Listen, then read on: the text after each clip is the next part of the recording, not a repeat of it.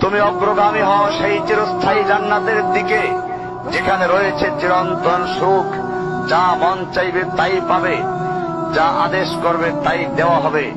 জেনে রেখো, দুনিয়ার চাওয়া পাওয়ার পূর্ণতার স্থান নয়, দুনিয়ার চাওয়া পাওয়ার পূর্ণতার স্থান নয়, দুনিয়ার চাওয়া পাওয়ার পূর্ণতার স্থান নয়।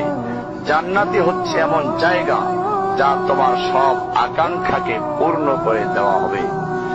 চির কিশোর সেবকগণ, চির যৌবনা সঙ্গিনীগণ, ফল মূল, গোস্ত, দুধের মধুর শরাবের নহর, উত্তম বাসস্থান ও বিছানা, চির আরাম, চির যৌবন, চির সুখ, অসংখ্য নেয়ামতের মাঝে সবচেয়ে বড় নেয়ামত হবে তুমি আল্লাহকে দেখবে।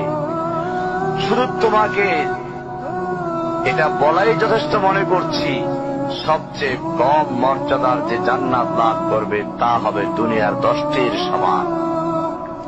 সুতরাং হে মুসলিম, হে ভাই, আল্লাহ তোমার প্রতি রহম করুন।